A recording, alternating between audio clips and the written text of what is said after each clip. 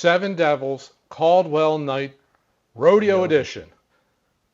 Bourbon out of Idaho. Have you ever had something out of Idaho? Or just in that area? We're going to let you know what we think of this release. Welcome back to Exploring Whiskey.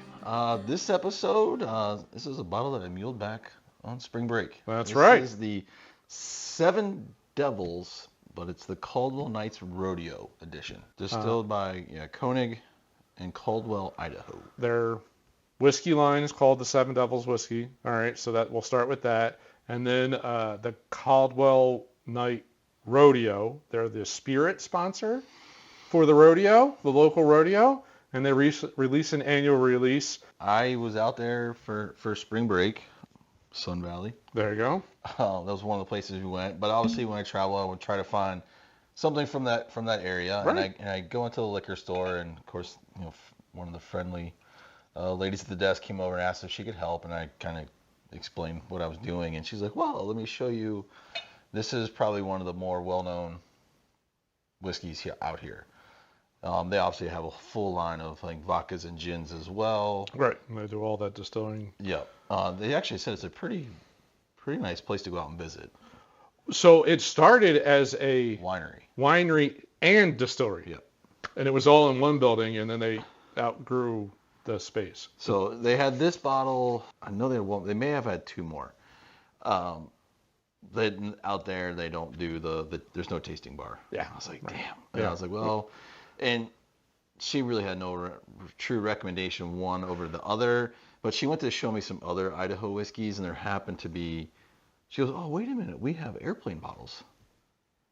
She goes, "But I only have it in like the original one." I was like, "Well, I'll just buy one of those and taste it." And then of course I was like, "Hey, can I drink in here?" And she's like, "No." I literally had to go outside the door. It's like in a strip mall, and I'm drinking an airplane bottle on the sidewalk. And I went back in, and the reason I got this one is because the proof was higher. Okay. The one I sampled was 80 something. Yeah, probably. much lower.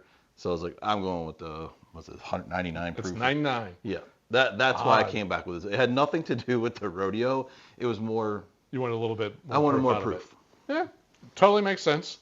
There's no information that I could find on this. I don't know a mash bill. I don't know anything.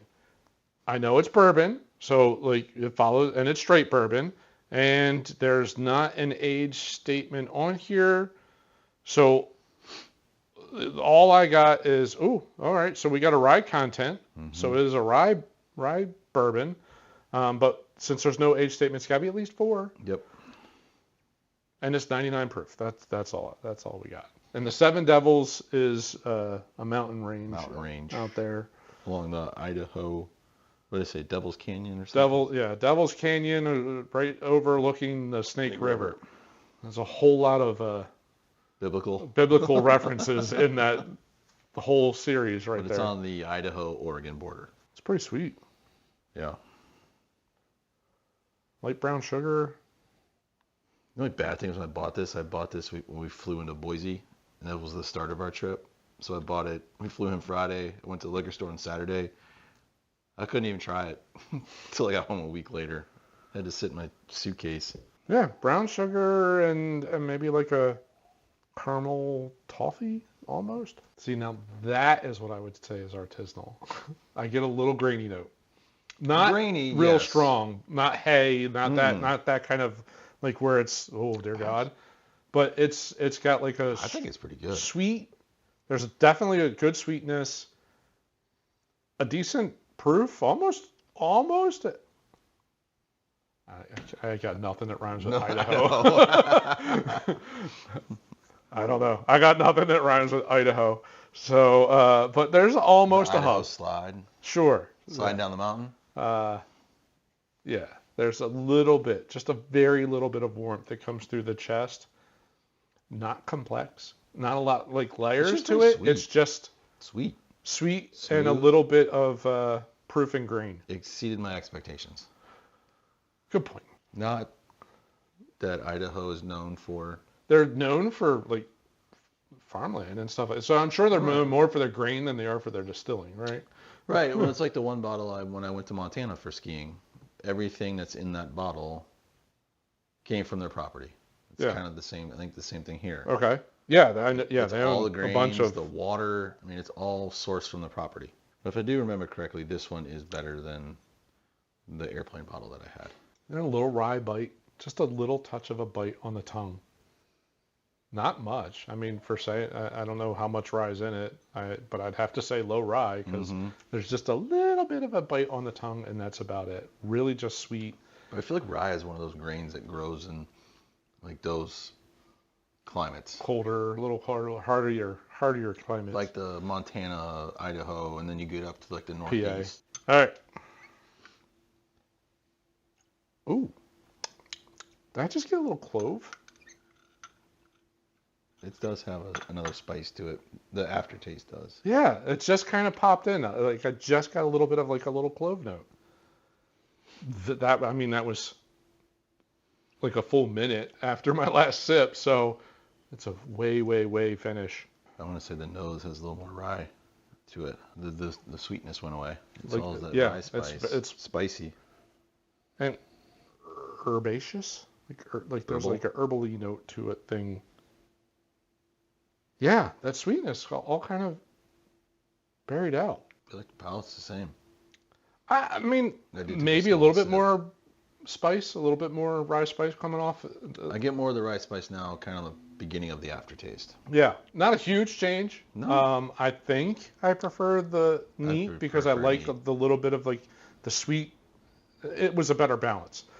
It is not complex. It is not like multi-layered. It's not like you're not. But it's solid. It's a pretty solid bottle. I got no complaints. And, I mean, that's just kind of cool. Again, I think it was probably in the 50 range. 50-ish range. High 40s, low 50s. Okay. And it's technically a special one-off type bottle, so I could see that. On a scale of 1 to 10, it's right in the middle. It's not overwhelming, but it's not... I would give it at least a 6. I wouldn't barrel it out. Like, it's not something I'd totally, trash by any means. But I have this whole shelf in the lounge where it's all like this kind of stuff. The odd, found it on some travel. Yep, definitely exceeded my expectations. Yeah, that's totally fine. I've got no complaints. Mm-hmm. It's not magic, but it's a decent. I wish I would have had time to go out to the distillery. Yeah, because again, what do they have in their distillery? Yeah. What are they doing? A finish? Are they doing an age statement? Are they doing a toasted barrel or double barrel? Or that and a double barrel would probably be really good. Yeah. Because I think it's got a good base. It just balance out the sweetness. It needs a little more depth. Yeah. It does not have the depth that I would love out of that. Yep. But it's got a pretty good base. So.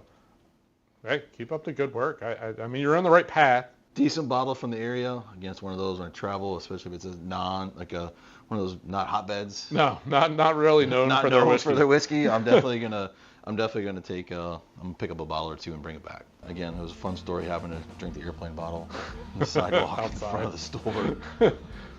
And I did have a homeless person standing next to me asking. It was 11 o'clock in the morning, right? Asking me if I was having a good day. Yeah. But anyway, well, we hope you enjoyed our review of the Seven Devils Caldwell Night Rodeo edition. Yeah. Out of the great state of Idaho.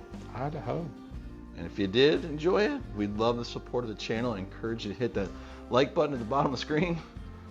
And we'll link up to... we've done a couple of different, just little regional type reviews of things that... You can do the neighboring, you can put the Montana ones. There you go. We'll throw a Montana bourbon right up here, or whiskey right up here, because I think one of them was a wheat whiskey, right? We should do a flight of those. Wyoming, Idaho, and Montana. They're all right there. That's not really Midwest. What would you call that? Prairie states? Is that prairie states? It's definitely not the Midwest. No. Prairie? No? Rocky Mountain. Rocky Mountain states. It's at the part of the northern part of the Rockies. Yeah, we'll do that. Yeah. That'll be a fun episode. Yeah.